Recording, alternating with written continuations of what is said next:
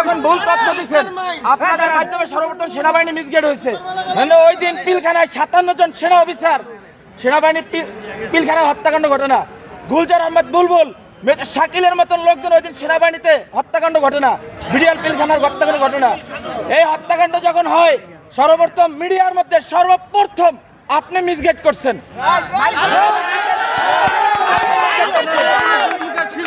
এই দেশে 52,000 রহস্য সদস্য, এর ভিতর আপনি একজন। এই দেশকে আপনারা ভারতের অঙ্গরাজ্য বানাবার জন্য যা করাবার তাই করছেন। আপনি এখনো কেন, আপনার হাতে এখনো ছাত্র হত্যার রক্ত এখন আপনার হাতে লেগে আছে।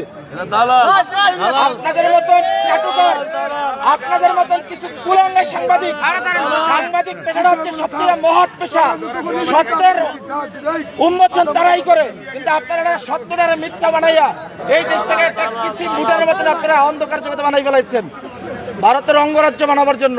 আপনি এদেশের একজন নাগরিক হয়ে আপনি এদেশের ক্ষতি কিভাবে করেন বলেন তো?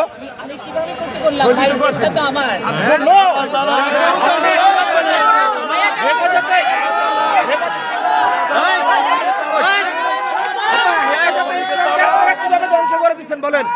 হেফাজতে ইসলাম নিয়ে আপনি মামুনুল হক সাবুজুন নিয়া, আপনি জোনায়েদ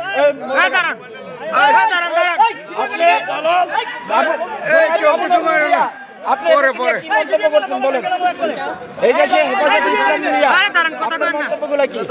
আমরা আপনার সমস্ত এই দেশের আপনি কুলাঙ্গার ধ্বংস করছেন।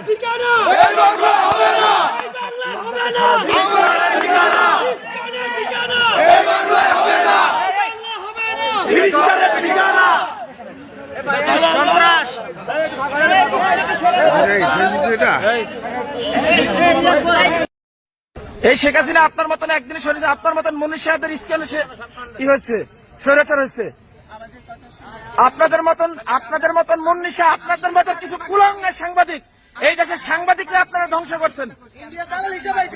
আপনারা এই দেশের সাংবাদিকদের মান-ইজ্জতকে ধ্বংস করছেন।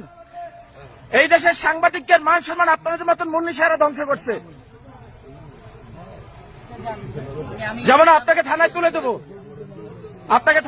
এই মোবারক স্যারের ফোন দেন, ওসি থানার ফোন দেন।